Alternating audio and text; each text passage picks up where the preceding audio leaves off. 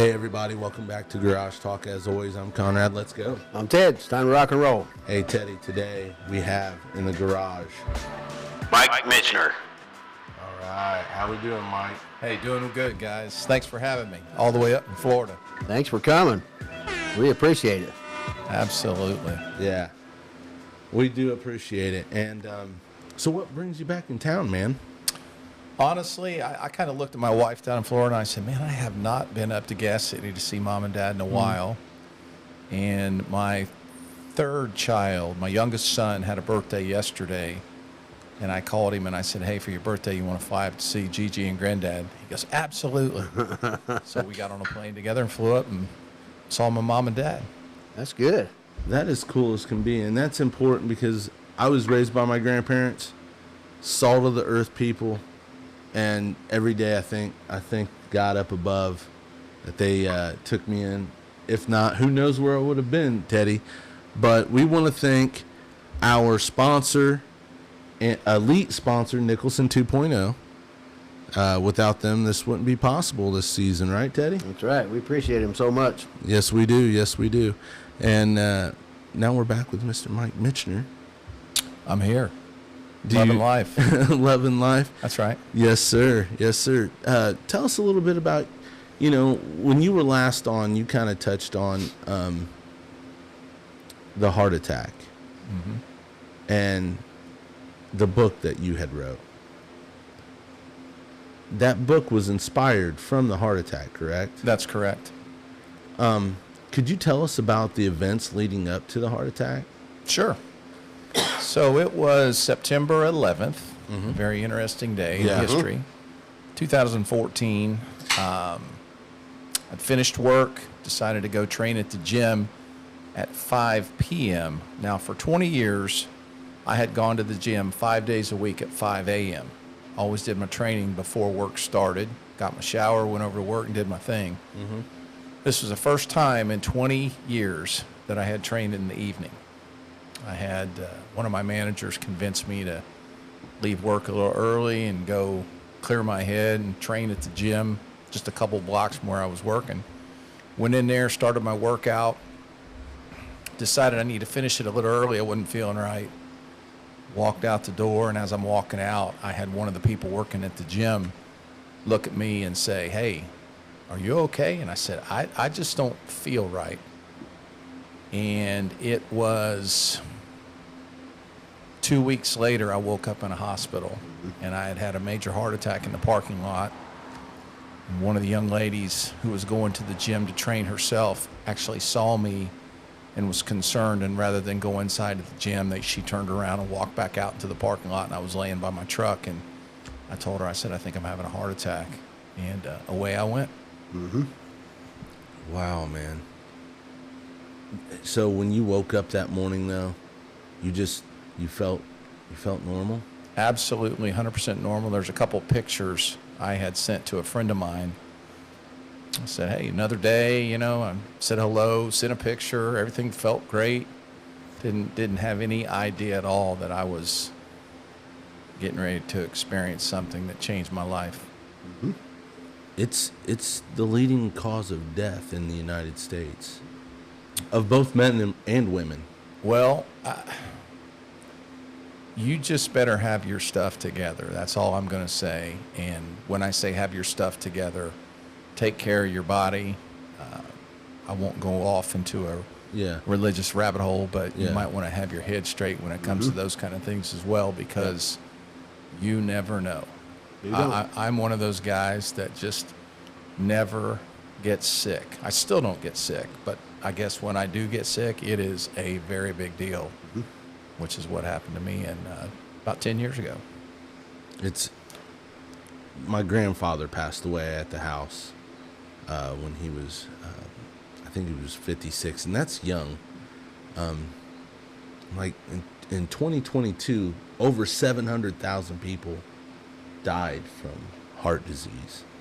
And for you to make it, that's incredible, because you had a really good life before then, right? I did. I mean, because you graduated from Mississinawa. You're a local kid, And tell them what happened after you left Mississinawa.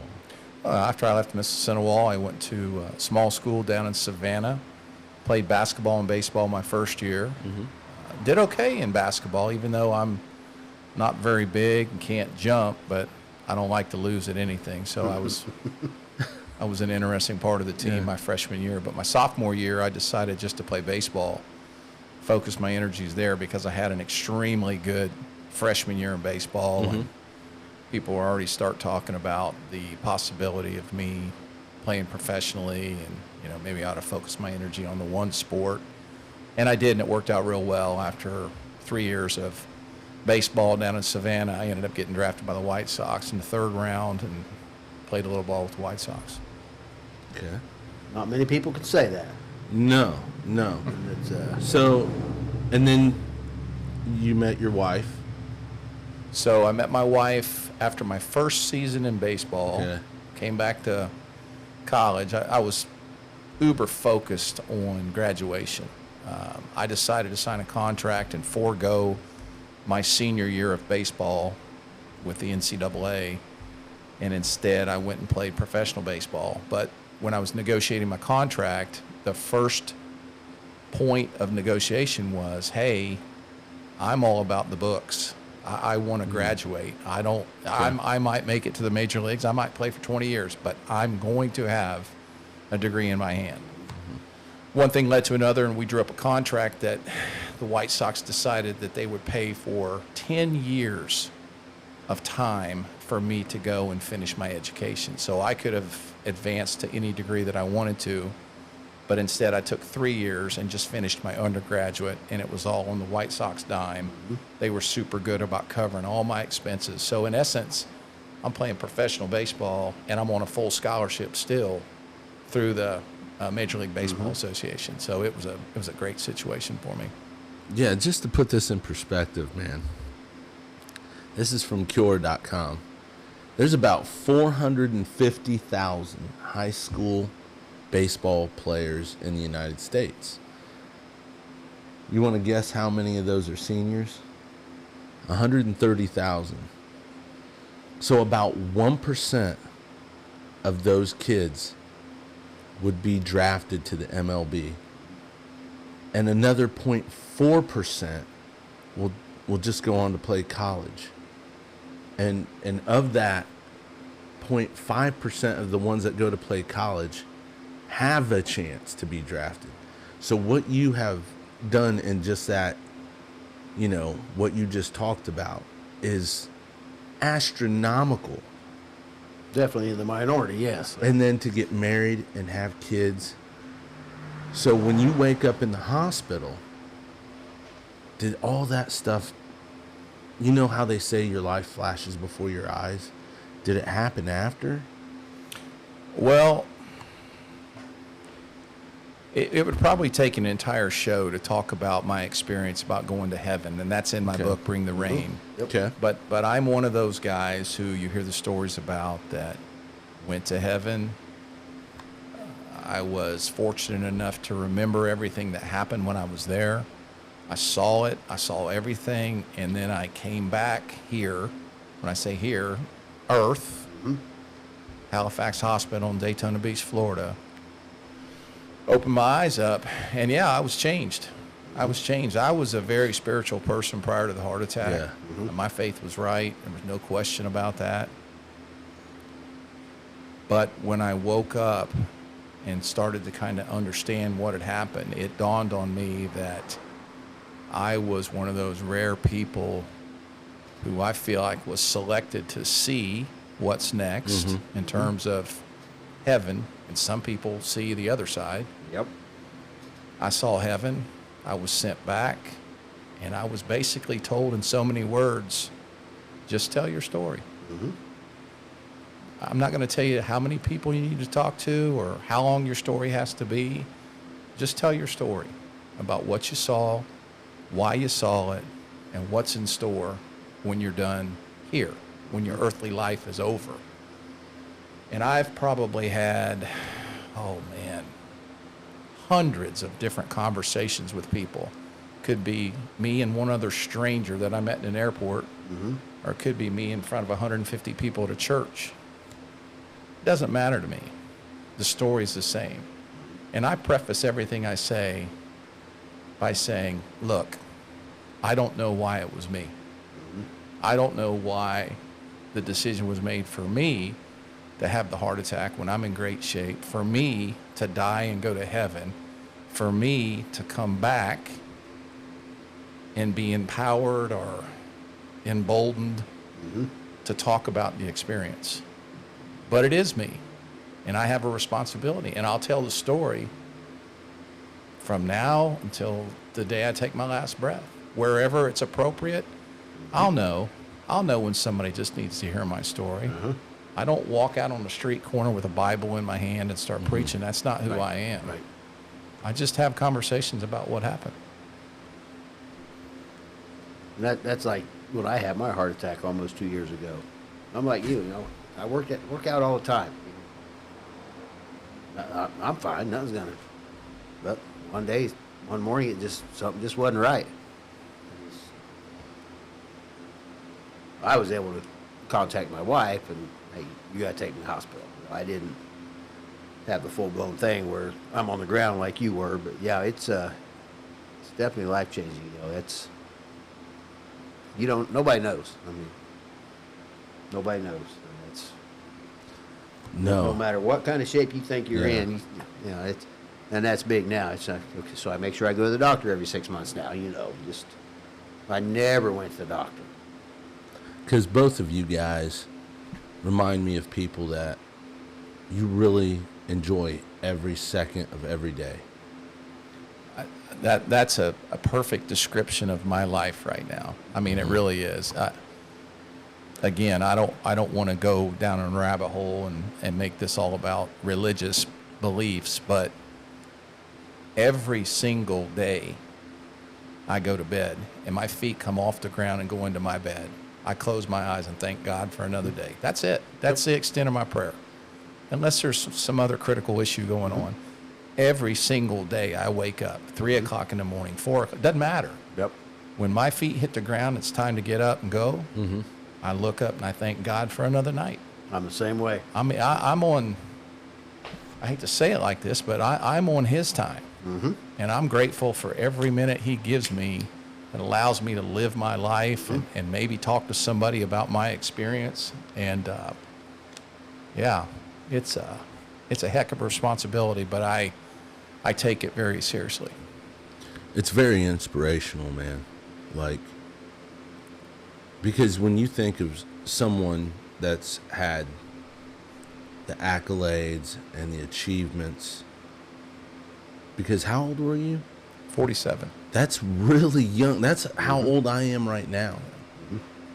And that is, you know, because you never second guess anything like that. But to hear someone that's 47 years old, that's achieved what you've achieved, to have that taken away so early. But I mean, there must have been a reason. Like, it was a tap on the shoulder. Because you had an angel there, right? I did. I did. There was an individual that was walking into the gym when I was laying on the ground, and somebody had come over to see if I was okay, and it was a very small female, and there was no way she could have moved me, and she knew I was in trouble, and she actually worked in the cardiology department at the hospital that was a mile away. But she stood up and looked for help and saw a guy walking into the gym. He's probably 6'7", big brawny, looked like a bodybuilder, and yelled for help. He picks me up, carries me inside, lays me down, gets everything going for the ambulance to come and whatnot. She had never seen him prior to that night, and nobody has ever seen him since. Oh, my goodness. I mean, do you want to call him an angel? I can't.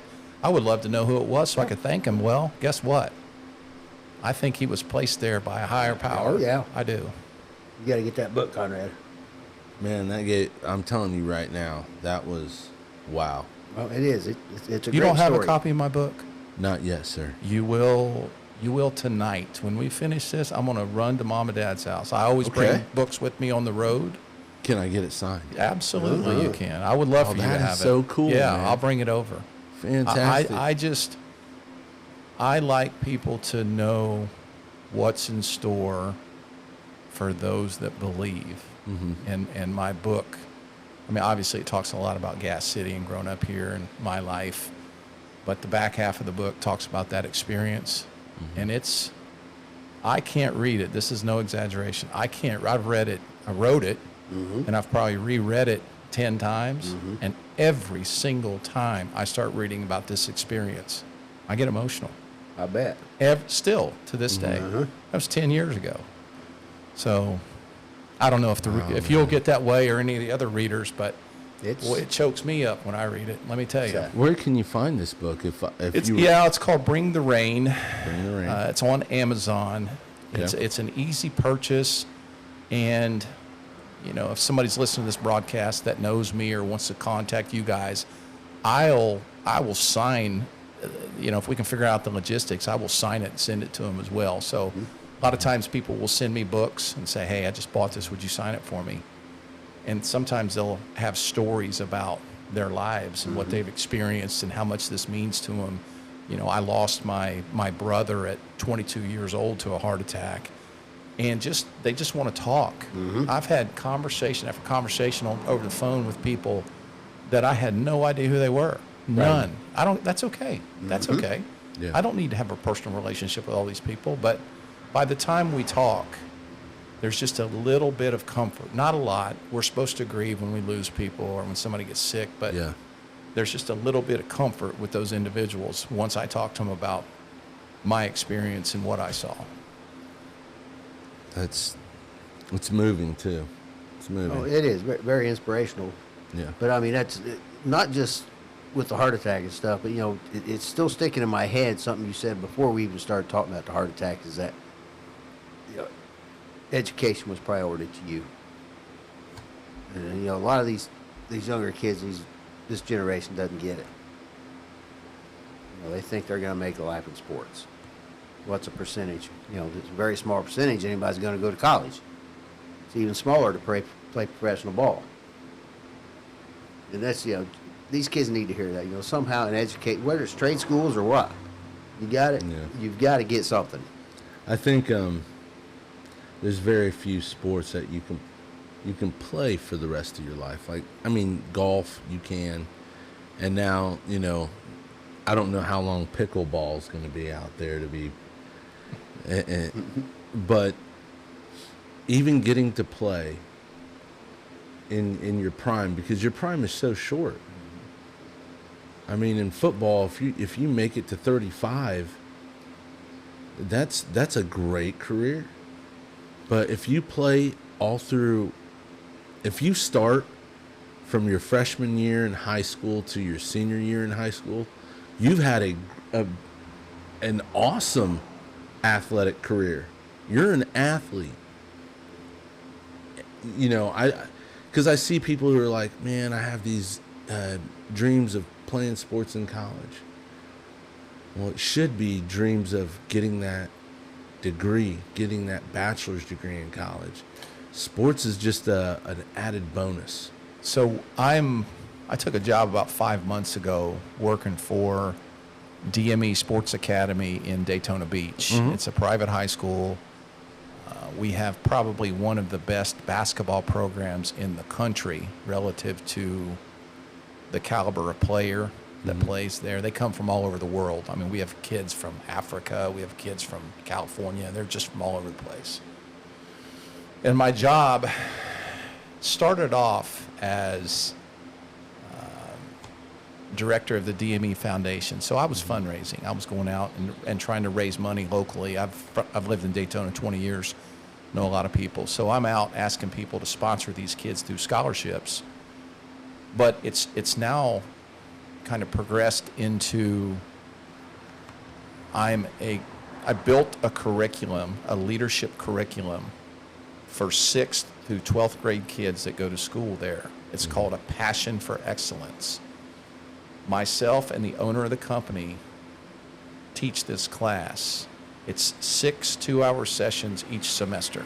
So 20 kids get selected. There's a list a mile long for people that want to go. And we will teach 20 kids per session, 2 hours, 6 times in a semester.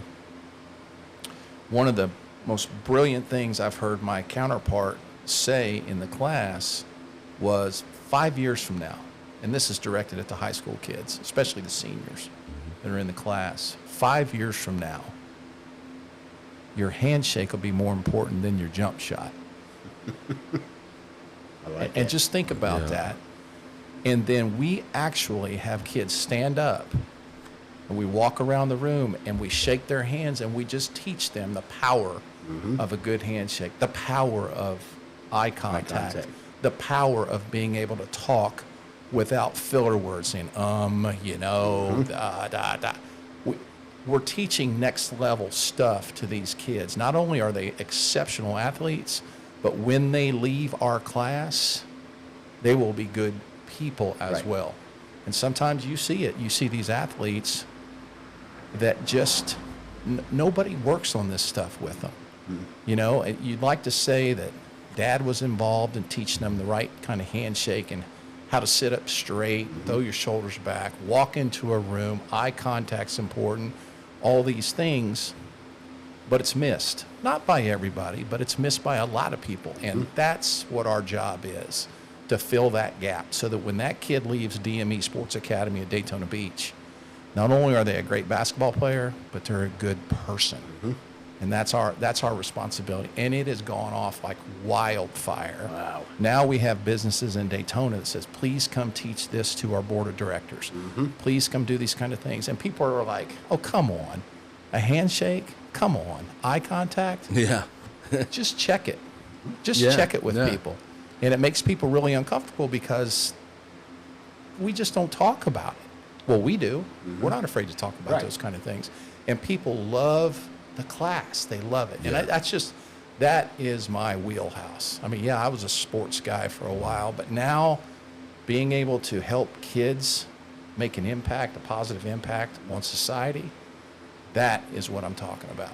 Just love what I do. So now I do the foundation thing where I'm raising scholarship money for the kids that go to school there, but I'm also crafting this class so maybe we can go a little bit bigger and teach it on the road and stuff like that. It's just fantastic. I bet you can.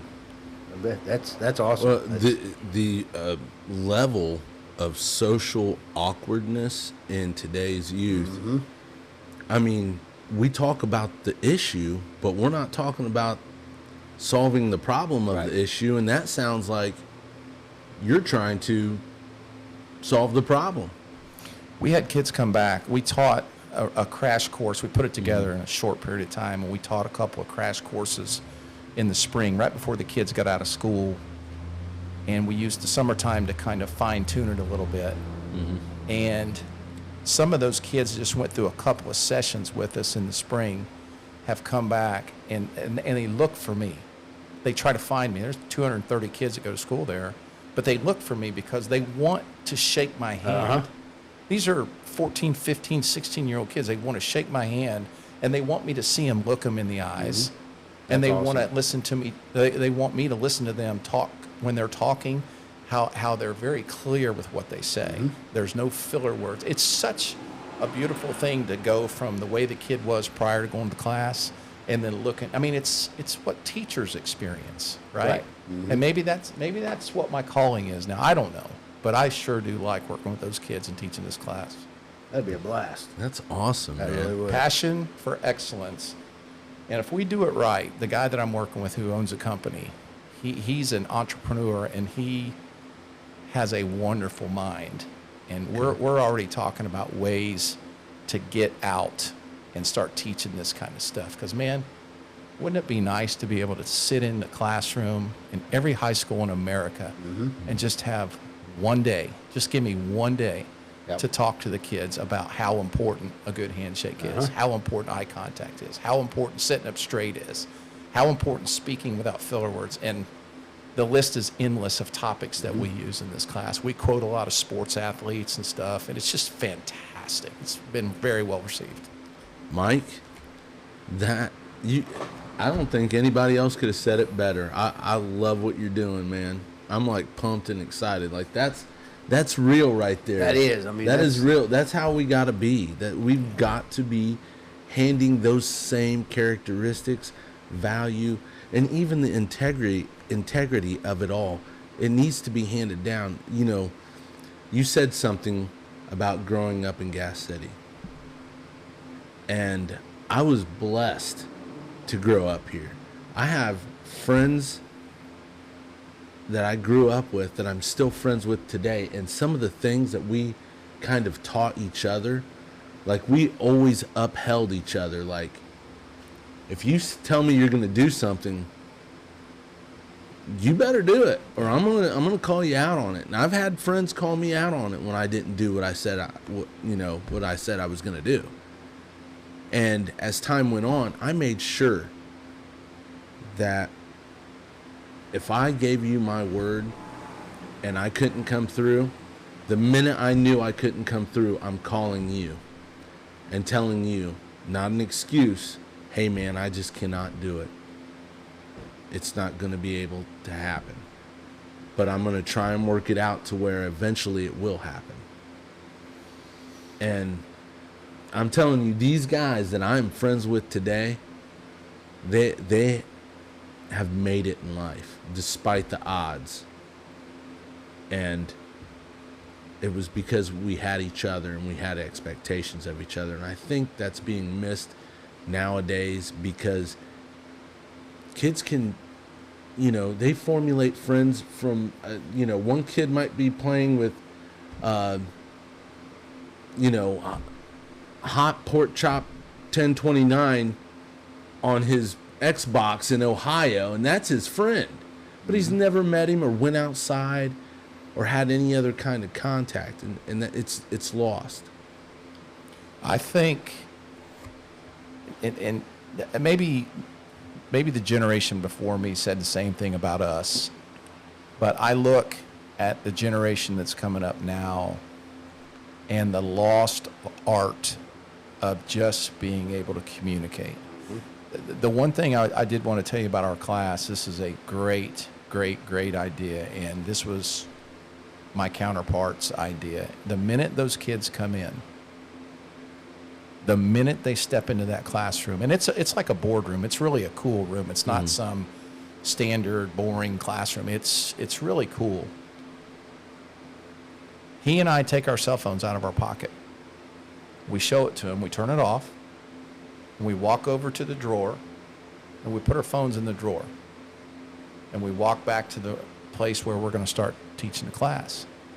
We don't even have to say anything now. Every one of those kids does the exact same thing. They take their phones, they turn them off, they hold them up to us. We don't even have to say anything. Wow. And they walk over and they put their phones in the drawer. And for 2 hours, these kids who have grown up with cell phones, for 2 hours, these kids function without their phones. And they don't even know that it's possible. Because when the class is over, we have a little debrief, and then we're done.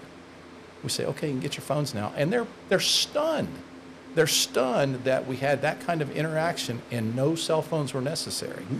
And look, I'm just as guilty as anybody else about looking at a cell phone. Right. Don't get me wrong. Mm-hmm. But when you can really focus your energies on kids and how much cell phone is a part of their life, the next thing you know, you're making a difference. Yep. And that's all we're looking to do. And that's like, because I'm like you. I've always been a firm believer in a firm handshake, eye contact. If somebody's speaking to you, I wasn't always the best at it because there was times I'm not thinking before I speak. I'm thinking what my comeback's going to be against that person. That's just the Gas City. But another thing I really liked what you said, you teach people how to stand straight, sit straight. And people don't realize if you're walking straight, you're sitting straight, that's a lot better for your spine as well. Not just, you're not meant to slouch. So yeah, your back's meant to bend, but you're not meant to slouch. So what kind of impact What kind of impact does it have when you walk in to talk to a coach that's recruiting you for the first time and your phone never comes out, your eyes never leave his, your speech is purposeful, no fillers, you sit up straight, you stand up straight, you throw your shoulders back, you raise your chin up. What kind of message does that send that coach? That coach right away says, not only can he play, but this guy's a leader. Yes. And that's the class. It's the passion for leadership. That's the name of our class. These are skills that are exemplified by people who lead others. And when your jump shot's gone and you're sitting in a boardroom, are you going to be a leader or not? It's that simple. Yeah. And the kids, and again, we have to craft the message depending on who's in the audience, but the kids seem to understand it. You know, we stop and ask questions, you know, purposeful questions that we use to determine whether or not we've made an impact. If they understand what we're saying, and if they don't, we'll kind of take another path and get the message across. But by the time they leave, they get it. You can see it in their eyes. They get it. It's beautiful, man. I just love it. That is. That's awesome. So, back to you growing up in Gas City. And tell me what a great day this is here in Indiana. Gas City, Indiana. It's a beautiful day. First football game tomorrow. Yeah, first football game tomorrow. I'll be there. Good. What was some of the things you did as a youth here in Gas City that you wish you could do one more time? Wow, that's a great question. One more time. One more time. One more Here it time. is. So I grew up when basketball was king. Yeah. I played baseball, and you know I was pretty good at baseball, but basketball was king. Bobby Knight, Gene Cady, I mean, everybody knows. I just can't tell you how much I would just love to have one more night, one more Friday night at East School on the basketball courts with everybody there, and me playing good enough to stay on the court, and the lights staying on until midnight. I will never forget that as long as I live. And I got my rear end handed to me. Oh, yeah. When I was young. But as I got older, I was able to compete on my own. And then lo and behold, we go over to the high school and start playing teams from other parts of the county, and we could play. But we cut our teeth up there. And man, just memories. I'll never forget my time up there. And I was there for probably 6 or 7 years. In those early years, I got my rear end handed to me. But as I got a little older, I started making an impact, and I knew I could play. Next thing I know, I'm playing Division I basketball. But just one more night at East School, just one more summer night at East School, just like tonight, you know? Yep. If my body didn't betray me, I would go up to East School right now and hope for a basketball game. Oh, I'm sure you'll find one. I know that they repurpose those courts. It's nice. Yeah, they look good. It's nice. Teddy, what about you, man? One more night. One more whole 24-hour day. Well, just like Mike said, you know, I can remember the times up there. And like he said, man, there's people up there 5, 6, 10 years older, they're beating you up. Yeah, Now, if you didn't leave with a bloody lip, you weren't playing. I was up there. The Woodcocks boys are up there. Yeah. Monty Corey, Tim Saylor. Gary Gaunt. People just, and yeah, if you scored, you earned it. Teddy Wilkerson. They made you up. Teddy was up there all the time. Teddy'd shoot it from half court. Oh, yeah. Oh, yeah. But I grew up, you know, out by the airport, so I had to ride my bike over here a lot. And that was great times right there. Just riding my bike to Gas City and just meeting up with my friends over here and riding around town. You know what's crazy about that, Ted? Is we could wake up that morning on a summer day and not call each other on a cell phone, but we would all end up at the same spot. Yeah. And depending, like if it was a rainy day, if it was raining, we'd go to a buddy's backyard and play backyard tackle football. There you go. There you go. Or, you know, just hang out, and sit uptown, and watch cars go by, and Drinking just peppermint schnapps. Not me. I never had any alcohol prior to 21. yeah, me As either. far as you know. But that you know, you think, and I'm sure Mike's going to be the same way. You don't see this anymore. No. You ever see anybody out playing pickle? No. Nope. Pickle. Nope. $5. $5 Yep. was a great. Yep. Home run derby with the wiffle ball. Yep. Somebody's got a fence in their backyard, and you're just back Just at great memories. man. hours and hours doing that stuff. Yeah. Those are Gas City memories. Yes, they are. Yep. Yes, they are. That's why I still come home. That's why I still come home, man, because I just get flooded with those memories. Oh I yeah. do. Does it change for you, like when you go down Main Street and you don't see things like Bob Merker's sign when you're coming off 69 or rolling, and not seeing the steps to the city hall, or looking to your left and Ben Franklin's now gone? I don't You know. ever think about that stuff? Yeah. I Oh, do yeah. too. Oh, all the time. I mean, I still make every effort to go uptown and just walk and see what's up there. Like there, Yeah. I think there's a soap shop up there, there's Yeah. a clothing Yep. store, Yep. and I still stick my head in there because that's progress, Yeah. right? I don't Yep. I don't feel sorry that I don't feel bad that those things aren't there. It's progress. Yeah. And I see, and you know, I was just talking to my dad a few minutes ago, and he said, "This is where people want to be. Yeah, it is. This It is is. the destination now. It Gas is. City's the destination. It is. And I didn't go into any detail with him, but he said it's driving home prices up. There's no homes for sale. Yep. And I thought, well, good for Gas City, right? Good Oh, for we were Gas due. City. Yeah. We were due. Because it wasn't like that back in the early 80s when the glass factories closed. I mean, people were leaving, and our town became, Yeah. I mean, it was decimated by the loss of those factories. Sure and was. now I see all these developments going in and these beautiful homes being built, and I'm like, okay, we held the line. We did it. We did it the right way. You know, Yeah. people want to go to Mississinawa. And that's nothing against the other schools in the county, 'cause Right. I have wonderful memories of those other schools as well. But it's nice to see this happening to my hometown. I still Yeah. call Gas City my hometown. Somebody asked me, where are you from? You know, people say, just north of Indianapolis or just south of Fort. Yeah. I'm from Gas City, Gas City. Indiana. Yeah. What? Gas City, Indiana. Where's that? And then I'll go into some detail. Right. Yeah. But Yep. my hometown is not Daytona Beach, which I've lived there for about 25 years. My hometown's Gas City, Indiana, and that's where it'll always be. Man, I'm telling you right now, Mike. I love seeing another guy who's just as proud to be from Gas City as us two right here. I mean, I've got it tattooed on me. There you go. I have so many extraordinary stories that I cannot share about Gas City. As do I.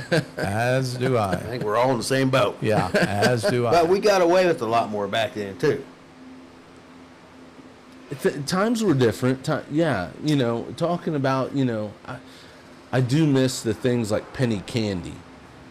You know, that big wall in Bob Merker's drugstore, and you can just get penny candy. But yeah, the progress is wonderful.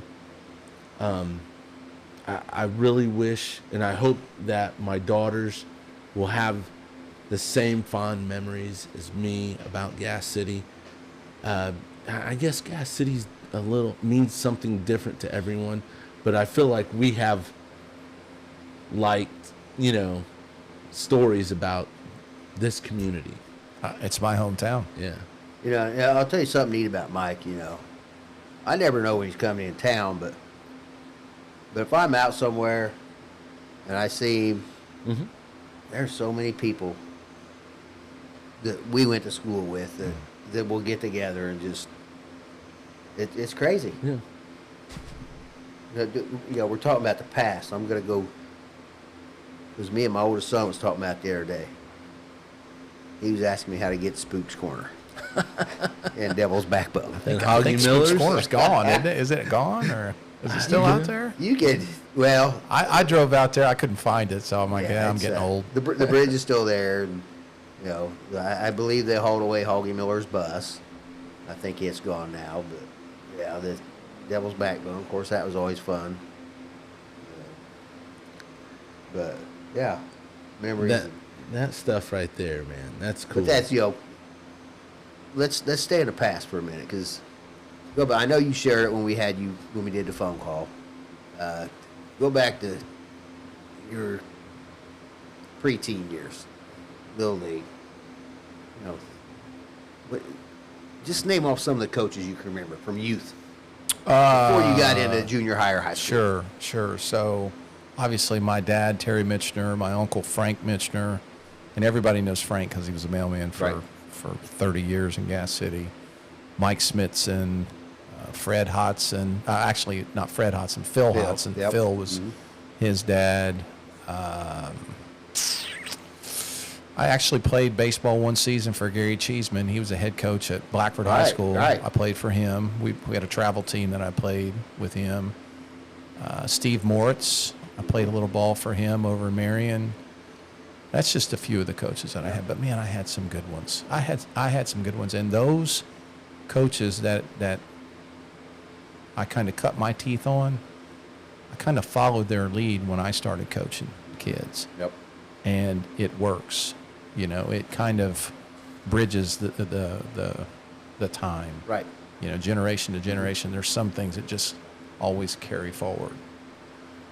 You know, I can remember that too, but, you know, I can remember there were times I had some baseball coaches that they didn't really know the game a lot, but I think their idol was Walter Matthau. Because they had coolers in their cars for when practice was over. Yeah. They were just Speaking spending a of couple that, hours with us. And you know what I do remember? I was like 6 or 7, and I remember my grandpa writing a note and handing it to me, and me walking up to McClure's and getting a pack of Viceroy with that note. As a sixth grader? No, I was 6 or 7 years old. he has my permission. Yeah, I funny. have permission to pick up a pack of Viceroy cigarettes for Gilbert Herrera and then walk them down. Because I lived on Harrisburg and D. It was a straight shot to that McClure's. That's funny. Yeah. That's funny. But That's small town America, Yeah. too. Yeah. That's Yeah. what it is. I'll tell you what, walking along the side of the road and picking up pop bottles so I could get me a fountain pop and a candy That's bar. right. I was Bro. there. I did it. I wanted to play That- pinball. I needed 3 pop bottles to play pinball. One game Really? of pinball. Yeah. A dime a piece. Need 3 of them. You get a quarter and a Yeah. nickel. And the nickel, you get some bubble gum. And the quarter, you put in a pinball machine. Hope you win so you can keep playing. Yeah. Yeah, those Yeah, were the days. We did that before just to get a baseball. You know, somebody hit the ball. Oh, yeah. We only had one ball. And Oh, yeah. somebody hit it somewhere. We can't find it, so everybody's running around, scrounging around. You might have got one of them plastic cover baseballs, but you only had a few bucks to spend back All right. in. It'll work. We can use Yeah, it. they all hit. You can hit 'em, Mike. you throw 'em. Thank you so much for taking time. Sure. I know you just got here. Yeah, we hated to have you coming right when Oh, you got into man. town, but You guys- we wanted to get you on, man. What you guys do with your show is right in my wheelhouse. I mean, I love listening to your show. Obviously, I love being on your show, but you guys are doing such a wonderful job with this broadcast. I guess you call it a podcast now. I need to get the terminology Yeah. right. Podcast. I just wish you guys all the luck in the world and all the great things that are going to happen, because what you talk about is real world stuff. It's not made up. This is the way things should be. There's some podcasts out there that are way out on the fringe, and you guys just talk about the real things, and that's special to me. That means a lot to me. Yeah, we appreciate that, and hopefully maybe you'll come back next spring and we can hook you up with the baseball team. I've offered that multiple times, and again, nothing against nobody, but I still have a little bit in the tank in terms of teaching. Different. You know, so Coaching staff's changing, so yeah. But they had a successful year last year, actually in baseball. They really Yeah, did. didn't they win? Did they win the regionals or got to the They regionals? got got- to regionals. they got to One the That's section. regionals. fantastic, man. I was happy for them. Yeah. They had phenomenal class. Yeah, Of all seniors. sports, all sports. Let me just share this about that class. I'm wanting to say it was 45 or 46% of that graduating class graduated with honors. Wow. Yeah, it's 3 of them graduated with their associate's degree. Wow. 1 of them graduated as a licensed LPN. practicing nurse. And they had their LPN. Only a couple more years they're going to be an RN. Perfect. At 20.